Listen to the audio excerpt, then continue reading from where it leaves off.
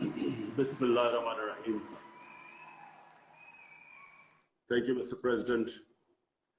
And let me just thank the Islamic Society of North America giving me this honor to speak on your, I believe, the 56th convention.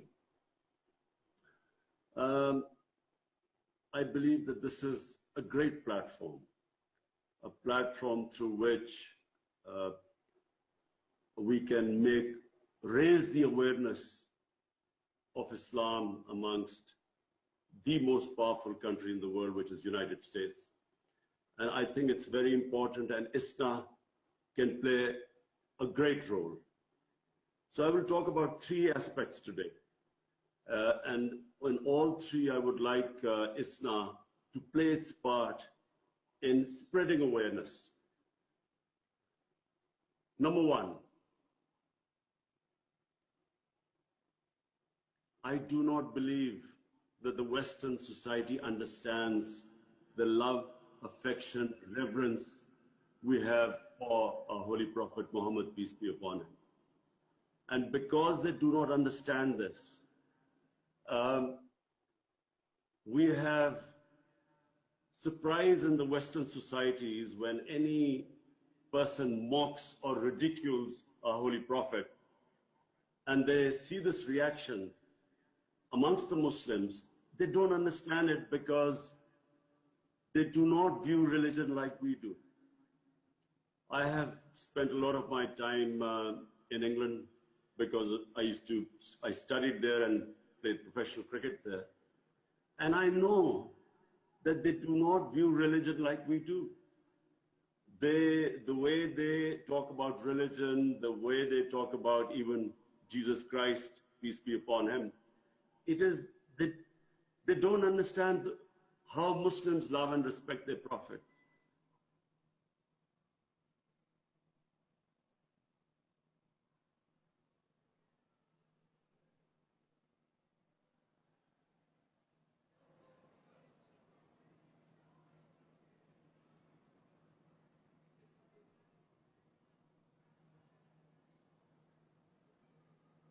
He feels about the Holocaust. The Jewish community has made the world realize the sensitivity they have towards the way people talk about the Holocaust, and understandably, because it gives them pain. Similarly, the Muslim community must make them realize in the Western countries that how much it affects us when our Prophet is ridiculed, or like when Salman Rushdie, and it all started with that, when he wrote the satanic verses, mocking our Prophet. And the West could not understand the reaction. So if we sensitize them about our feelings, our love, affection for our Prophet, and this will create a better understanding that you cannot use freedom of speech. You cannot use that to hurt the sentiments of 1.3 billion people. My second point is about Islamophobia. Now, what the Western countries must realize, that there is only one Islam, and that is the Islam of Prophet, peace be upon him. Like in every human community, they are moderates, they are radicals, they are intellectuals, and they are extremes. Same in the Muslim community. But there is only one Islam. So when terms like Islamic terrorism are used, unfortunately, this creates what I believe one of the main reasons it creates Islamophobia. Because when words are used like this is a radical Muslim, or this is a Muslim extremist, or Muslim terrorist, how is the man in the street in the Western society supposed to distinguish between what is a moderate Muslim and what is a radical Muslim? So the whole Muslim community gets tainted by that. And so every Muslim becomes suspect. And then you have people like the gunman who walks into a mosque and shoots Muslims because he can't distinguish. He feels that all Muslims are terrorists. We must work at this. We have to de-link terrorism with Islam. Terrorism has nothing to do with Islam or any other religion. Suicide attacks have been blamed on Islam for some this myth that Muslims blow themselves up because they'll go to heavens and they'll have this virgins, this whole bit. The Hindu Tamil Tigers before 9/11 were responsible for 70% of suicide attacks. But no one blamed Hinduism for it. Before that, the Japanese kamikaze pilots, they did suicide attacks, but no one blamed their religion. So terrorism has nothing to do with religion. It has to be delinked. Terrorism, the roots of terrorism are in politics. Religion, all religions, the fundamental things they preach are compassion and justice. All religions. And we have to make people understand the difference between human societies, what religions say, and how human societies are. So if we concentrate on the worst, on the extremes of a human society, when I first went to England, there were these people called the skinheads. They would beat up people because of the color of the skin. So imagine if I went back and looked at society from the prism of what the skinheads did. Similarly, if what has happened since 9/11, any terrorism is related to Islam now. And this has done two things. One, it has created Islamophobia. What I'm talking about, these gunmen, Muslims being targeted. But secondly, it has delegitimized Muslim freedom struggles. So for instance, in Kashmir, after 9/11, the Indian government could suppress the people by using the word Islamic terrorism.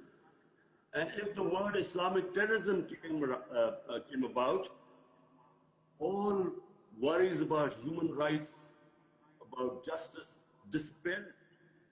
People in the Western countries, the moment a movement was labeled Islamic radicals or terrorism, that was it. The whole Western world would have cast a blind eye on it. They wouldn't talk about it. And so Muslims were crushed by governments using the word Islamic terrorism. My third thing, and this is probably the most serious thing which is confronting Muslims right now, and I'm talking about almost 200 million Muslims of India. You see, I also know Indian society. I have, through cricket, I have had love and affection in India. I know India, a lot of friendships in India. But what has happened in India right now needs to be told to the Western world. I'm trying my best. But from Islam's platform, you have to make a concerted effort to make people understand this phenomena which has taken over India. You have to make the Western societies understand RSS. RSS was created in 1925. RSS was inspired by the Nazi Party, by Hitler, by Mussolini. It was a fascist ideology which believed in Hindu supremacy.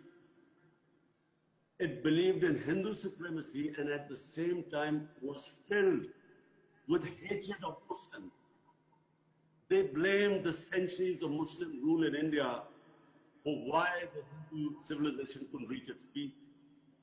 It believed, as I said, in the racial supremacy of the Hindu civilization. It believed in ethnic cleansing of Muslims from India. It believed that India was only for Hindus.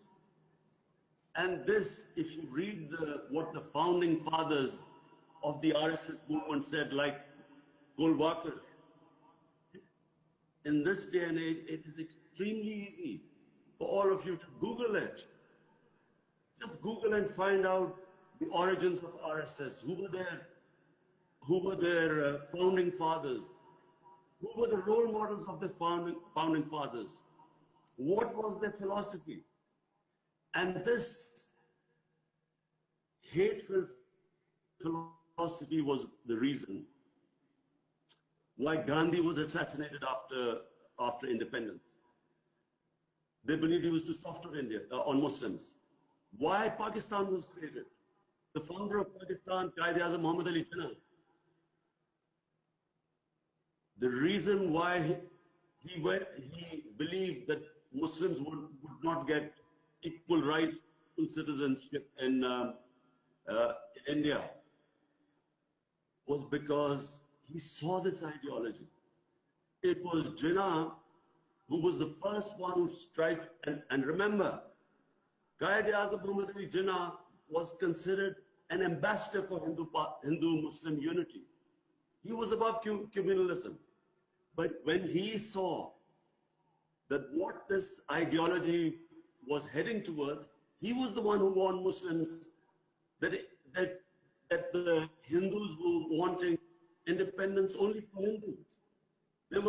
The India they pictured was only for Hindus, and Muslims would be a second-class citizen. And I'm afraid that is what has happened in India. After recently this year, the elections won by the BJP, they have come back as a stronger force. And what the BJP philosophy is, I need to make you understand, because I believe that this is not something like Milosevic serves an ethnic cleansing of Muslims in Bosnia. We are talking about 1 billion, a country of over 1 billion people with nuclear weapons, taken over by an extreme philosophy, ideology. What the Nazi party proved was that a small, highly organized, ideologically motivated group could actually take over the whole country. That is what has happened in India. An extreme ideology has taken over India. They do not consider minorities, and especially Muslims, as equals. Worse, this ideology was responsible for the massacre in Gujarat of Muslims. This ideology is responsible for lynching of Muslims, simply on a thing like acquisition of cow meat or cow slaughter. Right now in Assam, 1.9 million Muslims are about to be, their citizenship about to be taken away. And it is this ideology that has put almost 9 million Muslims under curfew for 26 days in Kashmir. What this Narendra Modi government has done, when it annexed Kashmir, Kashmir was a disputed territory where the United Nations resolution had given the Kashmiris their right to decide their own destiny through a referendum. That right was never given. But the UN resolution still stands, means that it was a disputed territory. The BJP government has annexed it. It's annulled its own constitution, Article 370, which gave the Kashmiris a special status. It's also annulled Article 335A of their constitution, which meant that you could not change the demography of Kashmir. But the BJP government's stated aim is that they want to change the demography, change a Muslim majority province into a Muslim minority province by bringing in settlers to come in and change the demography. This is a violation of the 4th Geneva Convention, Article 49. You cannot change the demography of an occupied land. But worse than that, they have cast aside the Supreme Court of India's judgment. The Jammu and Kashmir High Court judgment. What was promised to the people of Kashmir by Jawaharlal Nehru, their founding father? And again, I repeat, it's 26 days the people of Kashmir are under curfew. They have shut out all media, all internet, no news is coming out of there. We believe that what is happening in Kashmir is that RSS goons have been let loose amongst the population. We believe people are being picked up. What reports are coming out? Boys are they go into houses and pick up boys. 8,000 people so far have been put in prison. 4,000 people have been taken out of Kashmir. All their leaders have been put under arrest. Even the opposition leaders were not allowed to go inside Kashmir to see what is happening there. And that is what I want ISNA to do. Raise awareness. In the 21st century, this is happening. And this is happening, an ideology which openly states that they want to change the demography of the people of Kashmir, which openly states that the Muslims do not have the same rights in India as the Hindus. They have completely cast aside the secularism of Nehru and Gandhi. And I'm afraid this ideology is not going to stop here. I think they have let out of a genie out of a bottle. It's not going to go back in. This genie of hate, of Hindu supremacy. It's not just the Muslims who are going to be a threat. And I'm again, almost 200 million Muslims in India. What is going to happen to their future? It's also going to go after Christians. Already there have been attacks on the Christian churches. Christians have been tried to reconvert it into Hinduism. Dalits are not going to be spared. Soon Sikhs, the Sikh community, even they will suffer after a while. Even the Indians who do not agree with this ideology. The whole, as I repeat, the secular India concept, the plural India concept, everything is at threat. And Pakistan, we fear in Pakistan that we are not dealing with a rational government in India. As I repeat, an extreme ideology has taken over India. We believe, like it happened in February, when Indian soldiers were killed because a young 20-year-old boy got radicalized by the security forces. And remember, there are 900,000 security forces right now in Kashmir. 900,000. The human rights violations have been mentioned by the United Nations for the first time. So when a boy blew himself up, India blamed Pakistan. We immediately asked them, we said, if you give us any proofs that Pakistan was involved, we will take action. They sent us a dossier. But before the dossier arrived, they had sent their jets into Pakistan to bomb us. We feel that India will do this again to divert attention from what we fear will be bloodshed in Kashmir in order to oppress the people, subdue the people, kill their hunger for freedom, ethnically cleanse them, or change the demography. We believe that the sort of oppression they will do in Kashmir, and already are doing, they will need to divert the world attention to Pakistan.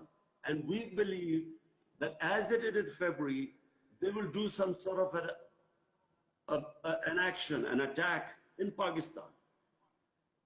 But now we're talking about two nuclear-armed countries face to face. So the consequences, this is no longer something like Rwanda or like Bosnia. We are talking, again, I repeat, 1 billion people, a country of 1 billion people with nuclear arms,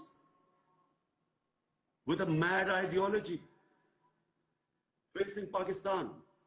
What will happen once this, if a similar sort of attack happens, Pakistan will retaliate? We, again, I repeat, and two nuclear armed countries face to face.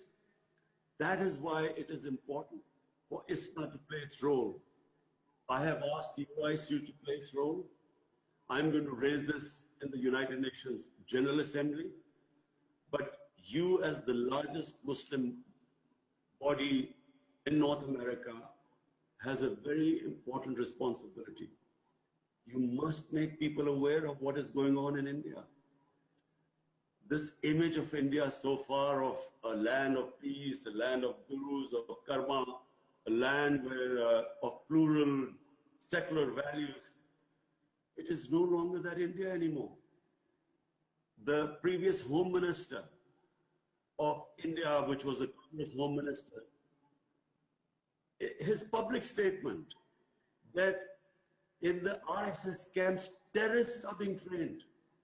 There are 4 million members of RSS. They are very similar to the Hitler brown shirts who went around terrorizing people. Judges, media, opposition, minorities. This is what is happening in India right now. Any opposition to this RSS ideology is quashed. So therefore, in conclusion, after repeating what I feel is your role, I would also like you to tell the world what is the difference. I keep telling the world what is the difference. In Medina, Riyasat, what was the sunnat of their holy prophet? How did the prophet treat the minorities? There was the constitution of Medina. There was the written covenant with St. Patrick's Church, which I believe still exists, where the prophet said that we will protect your places of worship till the day of judgment. The Holy Quran saying there's no coercion in religion. You can't force people into religion. We have a responsibility in the Quran to respect sacred entities of other religions. The famous incident of Hazrat Ali as Khalifa, as the head of state of Medina, he loses a case against a Jewish citizen. The court did not accept the testimony apparently of Hazrat Ali. Even now you cannot picture this in the Western society where a minority wins a case against the head of state.